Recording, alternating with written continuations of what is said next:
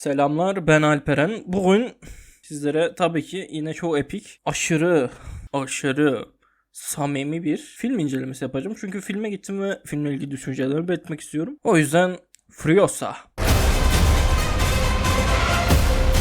Fury Road'u bayağı severim. O yüzden ya çıktığı dönem Fury Road'u sevmemiştim. Demiştim bu ne sikim film lan falan demiştim. Hikayesi yok, bomboş yolla gidip aksiyon yapıyorlar falan demiştim.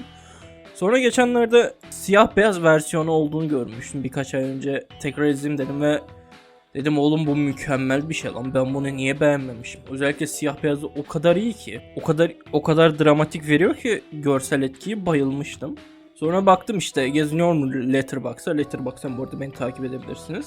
Dedim George Miller ne yapıyor acaba yeni falan, ne filmler çekiyor. Bir baktım Furiosa diye bir film çekiyor. Mad Max'e bağlantılı bir film. Okudum biraz işte ne yapıyormuş bu filmde. Prequel'unu çekiyormuş Fury Road'dan önce. Ve beklemeye başladım nasıl bir film çıkacak diye. Filme gittim ve filmde beklentim yoktu bu arada. Hani Fury Road'daki gibi baştan sona bilmem kaç saatlik bir aksiyon filmi falan beklemiyordum. Daha çok hikaye odaklı bir şey bekliyordum. Çünkü karakterin prequel hikayesiydi. Ki öyle. Bayağı biyografisini anlatıyor Fury Road'a kadar olan. Ve bunu anlatırken bol olay ve az diyalog da yapmış adam. Hani sinemadaki muhabbeti vardır ya. Olayı anlatma, göster. Harbiden olay anlatmayı gösteriyor. Filmin bir sonlarında doğru çok diyaloglu bir sahne var. Onun dışında full olay izliyorsun. Ki filmin 2,5 saat olduğunu görünce ağlamıştım arkadaş. Oğlum ilk film 2 saatti lan. Ki bilmediğim bu film 15 yıllık bir süreyi anlatıyor. İlk film gibi 3 günlük bir süreyi anlatmıyor. Ki haklı, bu 2,5 saat aslında çok da yetebilecek bir süredir 15 yıl için. Yaşadığı olayları düşünürsek karakterin, evet bayağı bir yüksek bir süre. Bayağı bir az süre pardon. Bu filmin en sevdiğim yanı evreni genişletmesi. O ilk filmde bahsedilen ama gözükmeyen benzin şehri ve mermi çiftliğini görüyoruz. Ve çok detaylı görüyoruz, çok içinden görüyoruz, nasıl olduğunu hissediyoruz. Bu benzin şehri, mermi çiftliği ve Ölümsüz Joe'nun kalesi arasında bir ticaret var. Ölümsüz Joe gıda sağlayarak mermi ve benzin sağlıyor kendisine. Diğer taraf işte mermi sağlayarak benzinini ve gıdasını alıyor. Böyle üçlü arasında geçen bir şey var. Ticaret var ve bu çok hoşuma gitti. Bu Fury Road'sa bildiğiniz İpek yolu, aslında ticaret yolu evrenin. Bu Fury Road'da da bu yüzden eşkıyalar türemiş sürekli. Çünkü bu yoldan geçen her aracın içinde büyük oranda bir erzak olacağı biliniyor. Bu yüzden de bu erzaklara sürekli eşkıyalar saldırıp duruyor etraftaki dikenli araçlarıyla falan. Keşke böyle bir oyun olsa falan diyor insan. Evet oyunu var ama tam değil. Oyunda benzin şehri falan vardı hatta. Gidebiliyordunuz orada, yarışlar falan yapabiliyordunuz. Buna uygun, ya bu ticarete uygun tam bir RPG oyunu lazımdı bu evrene göre. Çok tatlı olurdu. Yani bayağı güzel evreni genişletiyor bu. Dementus'un yanında tarihçi bir adam var. Çünkü bilgi biraz da güç demek oluyor bu evrende. Çünkü kimse bir bok bilmediğimden ve post-apokalips bir evrende olduğumuzdan dolayı bilgi önemli. Dementus karakteri de bu arada çok iyi oynamış. Thor abi valla iyi oynamış. Bu stereotipik bir kötü adamı gayet iyi canlandırmış.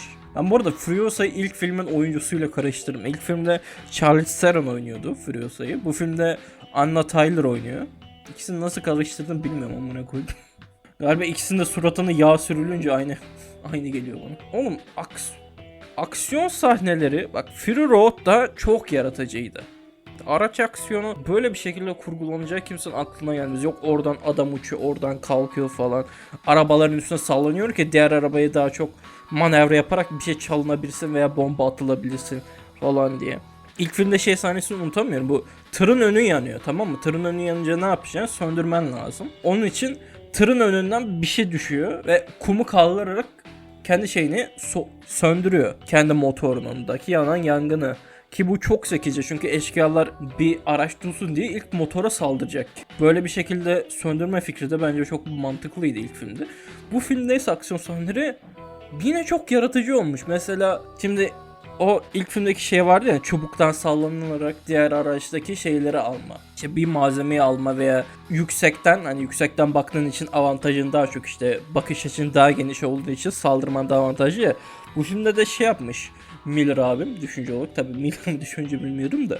Abi paraşüt eklemişler motorların arkasına. Motorların arkasına giden adamlar paraşütlerle havaya kalkıyor ki giden bir şeyde rüzgar oluşur. Paraşütle kalkma çok zekice. Ki arkaya da paraşütün motor falan takarak hani manevra falan da yapabiliyorsun. Oğlum çok zekice. Şey falan var lan, planör falan kaldırıyor iki motor. Ben bu kadar mantıklı bir şey görmemiştim. Ya mantıklı dedim yani, bu kadar mantıklı olabilen bir aksiyon sahnesi görmemiştim. Ama aksiyon az. Tabi normal olarak az. Çünkü bir karakterin hikayesini anlatıyor. Hani ilk filmi siyah beyaz izleyince bana daha keyifli gelmişti demiştim ya. Bu filmde de renksiz olsa sanki bu kadar güzel gelmezdi gibi geliyor bana çünkü. Çünkü ilk filmde renkler o kadar da iyi kullanılmış gibi gelmiyordu ya. O kadar da göz almıyordu. Bu filmde daha çok göz alıyor. Çünkü bu filmde renkler daha canlı, daha cırtlak yapmış adam. Ve göze daha çok geliyor. Bu filmi mesela renksiz hayal edemiyorum. Şeyde olduğu gibi, Fury Road'da olduğu gibi. Bu filmin renksiz versiyonunu izlesem renkli versiyonu kadar sever miyim bilmiyorum. Filmin ses dizaynı inanılmaz bu arada. O her araçtan çıkan motor sesleri falan. Filmde bir sahne var, işte bir kalenin önüne geliyor bu Dementus ve agaları. Orada işte kendini şov yapmak için motor sesleriyle falan bir koro falan çalıyorlar bildin. Ki onu sinemada izleyince, o ses sistemiyle duyunca çok inanılmaz geliyor insana. Mekanik, bir de her şey çok mekanik, her şey sökülebilir, takılabilir. Ya ya filmde bazı araçların nasıl yapıldığı falan gözüküyor. Bazı parçaların nasıl oluştuğunu falan gösteriyorlar. Ve bu benim çok hoşum. Ben mekanik şeyleri çok severim, bayılırım. Özellikle YouTube'da en çok izlediğim şey animelerdeki mekanik sahnelerdir, shortslarda. Çok hoşuma gider benim. Ve bu mekanik demişken, Fury Road'da biliyorsunuz Furiosa karakterinin kolu yok. Neden yok olduğunu bu filmde görüyorsun. Ve bu film bayağı artı 18 olmuş. İlk filmde bu kadar işte birinin götünün patladığı, çıktığı falan gösterilmiyordu. Bu filmde bayağı görüyorsun birinin boynu kesilince falan.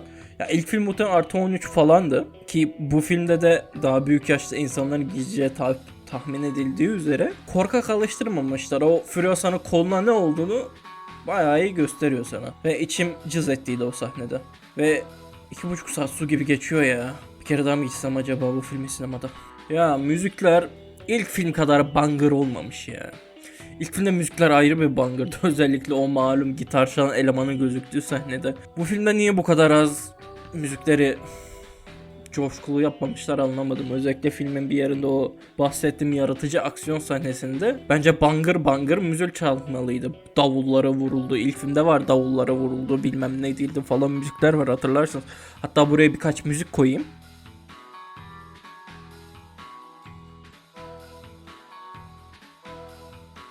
Evet, ikinci filmde de banger müzik var ama çok az ve ya banger var da 30 saniye çalıyor anasını satayım. İlk filmdeki gibi öyle 5-10 dakika çalmıyor. Ki bak, banger sahne yok değil, çok var aksiyon sahnesi. Ama bu aksiyonu taşıyacak müzik o kadar yok. O kadar gazlayacak sahne yok. Zaten gazlayan sahne olduğunu ben gaza geldim. Kendimi tutamayıp sallanıyordum izlerken zaten. Ya bu film zaten Fury Road'un başladığı yerde bitiyor. Öyle bir bitiyor ki Karides sahnesine bildiğin Fury Road akıyor. Fury Road'dan işte belli başlı önemli kısımları koymuşlar Karides'e. Çok tatlı olmuş filmin bitişi. Max peki filmde var mı? Var da 3 saniye var. Böyle uzaktan bakıyor. Furiosa yürüyor, ha diyor. Hatunun biri çölde yürüyormuş diyor. Sonra bitiyor yani. Onun sahnesi de o kadar. Devam filmi gelecek. İsmi de Westland diye geçiyor şu an. Tam olarak ismi belli değil ama Max'in hikayesini anlatacakmış. Fury Road'un sequel'ı yazıyordu. Letterboxd'a baktığım kadarıyla. Yani hatırlarsanız Fury Road'un sonunda Furiosa bayağı mutlu mesut da hani halinden, tavrından memnundu. Max de işte ona bakıp kardeş sen mutluysan ben gidiyorum falan çektiydi. Muhtemelen işte devam filminde Max'en işte başlangıçta ne olduğunu flashback'lerle anlatacak filmin bir yarısı. Filmin bir yarısı eski, işte bir olay yaşanacak, flashback falan o tarzı. Bir de işte şu anda ne yaşanıyor, Max'in hikayesi nasıl bittiğinde falan noktalanacak diye düşünüyorum. Ki düşünüyordum ki IMDb'ye bir baktım. Fury Road'un bir yıl öncesinde geçen bir şey olacakmış. Çok kasvetli olacakmış. Ben bir halt anlamadım abi bu işten. Niye böyle yapmışlar ki? Oğlum devamını çeksene Fury Road'un. Fury Road'un öncesini ne yapacağız zaten? Bu arada George Miller abim 80 yaşında adam ama taş gibi çekmiş yine ya. Bak Mad Max'in çekimleri çok iyiydi. Ya Furiosa da böyle tek çekim falan şovları falan yapmış. Çok hoşuma gitti. Adam yapıyor. Adam 80 yaşında hala film çekiyor. Manyak adam ya. 80 yaşında keşke ben de böyle olsam. Umarım bu arada 3. film 9 yıl sürmez gelmesi. Çünkü ki sürerse bu adam ölebilir yani artık yani. Lütfen 9 yıl sürmesin aslında zaten devam filmi. Bu arada tabii ki mükemmel Dune 2 inceleme videosundaki gibi mikrofonu ses kaydını alıp bu kaydetmeye başlamadım. Önceden böyle konuları belirleyip onlar hakkında şu anki doğaçlama konuşma yaptım ki daha mantıklı bir video olsun. Çok iyi bir video gelecek bir dahaki haftaya. Onu da izlerseniz Amine videosu olacak bu sefer. Spice of Wolf'la alakalı. Baharat ve kurtla alakalı bir video olacak. Umarım onu da izlersiniz. Sizlere iyi günler, iyi eğlenceler dostlar. Bu arada abone falan değilseniz olabilirsiniz. Videoyu da beğendiyseniz beğenin. Çok beğendiyseniz de yorum atın. Beğenmediyseniz de dislike atıp yorum atın. Bak gibi video çekmişsin falan yazın. İşime yarıyor, etkileşim oluyor. Hadi iyi günler.